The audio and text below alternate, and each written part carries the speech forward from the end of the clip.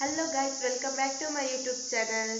ಇವತ್ತು ಫಸ್ಟ್ ಎಂತ ಅಂತ ಹೇಳಿದರೆ, ನನ್ನ ಅಮ್ಮನಿಗೆ ಮತ್ತು ನನ್ನ ಅಕ್ಕನಿಗೆ ನನ್ನ ವಾಯ್ಸ್ ಸ್ಲೋ ಆಯಿತು ಮತ್ತು ಸ್ಪೀಡ್ ಕಮ್ಮಿ ಆಯಿತು ಅಂತ ಹೇಳ್ತಾ ಇದ್ದಾರೆ. ಅದಕ್ಕೆ ನಾನು ಇವತ್ತು ಸ್ವಲ್ಪ ಸ್ಪೀಡ್ ಮಾತಾಡ್ತಾ ಇದ್ದೇನೆ. ಇನ್ನು ನಾನು ಹೀಗೆ ಹಾಗೆ ಅಂತೆಲ್ಲ ಎಳ್ದು ಮಾತಾಡೋದಿಲ್ಲ. ನನಗೆ ಅದು ನನ್ನ ವಾಯ್ಸ್ ಹೀಗೆ ಸ್ಪೀಡ್ ಉಂಟಾಯಿತು ಮತ್ತು ಹೈ ಸಹ ಉಂಟು.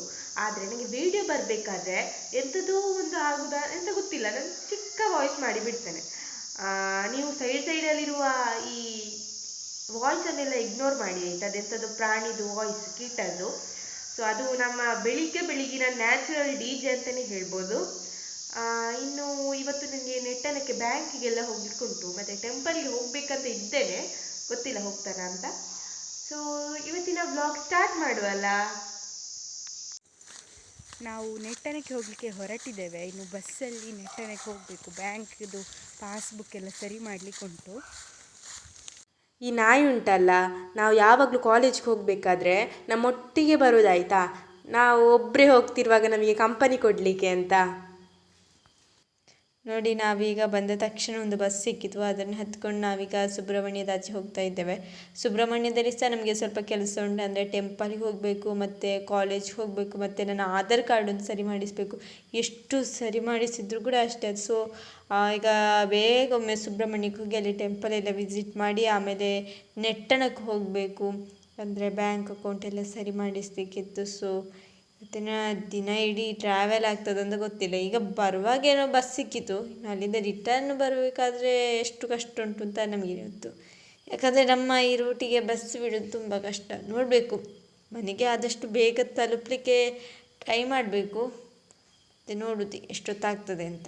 ನೋಡಿ, ನಾವು ಫಸ್ಟ್ ನಮ್ಮ ಕಾಲೇಜಿಗೆ ಬಂದ್ವಿ. ಯಾಕೆ ಅಂತ ಹೇಳಿದರೆ, ನನಗೆ ಸ್ಟಡಿ ಸರ್ಟಿಫಿಕೇಟ್ ಬೇಕಿತ್ತು. ಅದಕ್ಕೋಸ್ಕರ ನಾನು ಕಾಲೇಜಿಗೆ ಬಂದದ್ದು. ತುಂಬ ದಿನ ಆಯಿತು ನನಗೆ ಕಾಲೇಜಿಗೆ ಬರೋದು. ಇಲ್ಲಿ ನೋಡುವಾಗ ನನಗೆ ಅವತ್ತಿದೆಲ್ಲ ನೆನಪಾಗ್ತದೆ. ಎಷ್ಟು ದಿನ ಆಯಿತು ಅಂತ ಹೇಳಿದರೆ, ನಾನು PU ಎಕ್ಸಾಮ್ ಆದಮೇಲೆ ಬರಲೇ ಇಲ್ಲ. ಇದೇ ಫಸ್ಟ್ ಟೈಮ್ ಬರೋದು PU ಎಕ್ಸಾಮ್ ಆದಮೇಲೆ. ನಾನು 8th 9th 10th ಮತ್ತು PUC first year second year ಕಲ್ತದ್ದು ಇದೇ ಶಾಲೆಯಲ್ಲಿ. ನನಗೆ ತುಂಬ ಮೆಮೊರೀಸ್ ಉಂಟು ಇಲ್ಲಿ. ಎಂಥ ಸಹ ಮರೀಲಿಕ್ಕಾಗೋದಿಲ್ಲ. ಎಷ್ಟು ಚೆಂದ ಅನಿಸ್ತಿತ್ತು ಅಂತ ಹೇಳಿದರೆ, ನನಗೆ ಬಿಟ್ಟು ಹೋಗಲಿಕ್ಕೆ ಮನಸ್ಸೇ ಇಲ್ಲ. ನಾವು ಕಾಲೇಜಿಂದ ನೆಕ್ಸ್ಟ್ ಬಂದದೇ ವನದುರ್ಗ ದೇವಸ್ಥಾನಕ್ಕೆ. ಇಲ್ಲಿ ನೋಡಿ, ಇಲ್ಲಿ ರಶ್ ಅಂತ ಇರಲಿಲ್ಲ, ತುಂಬ ಚೆಂದ ದೇವರ ದರ್ಶನ ಆಯಿತು. ನೆಕ್ಸ್ಟ್ ಇಲ್ಲಿ ನೋಡಿ, ದೊಡ್ಡ ಅಭಯ ಗಣಪತಿ ದೇವಸ್ಥಾನ.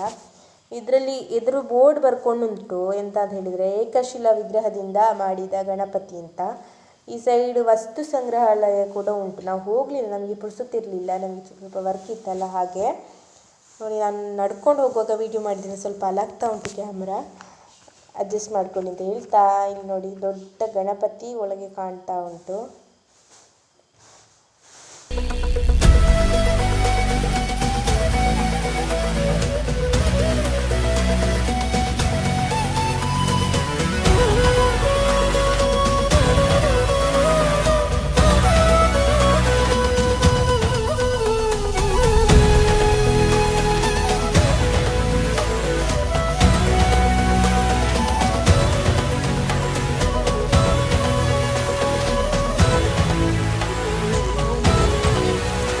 ನೋಡಿ, ಈಗ 2:30 ಗಳಿತು ಗಂಟೆ. ನಾವು 2:30 ಬಸ್ಸಿಗೆ ಬಂದದಾಯ್ತಾ ಸುಬ್ರಹ್ಮಣ್ಯದಿಂದ. ಎಷ್ಟು ದೂರ ನಿಲ್ಲಿಸಿದ್ದಾರೆ ಅಂತ ಹೇಳಿದರೆ, ದೈವಸ್ಥಾನಕ್ಕಿಂತ ಸಹ ಮುಂಚೆ ನಿಲ್ಲಿಸಿದ್ದು ನಮ್ಮನ್ನು.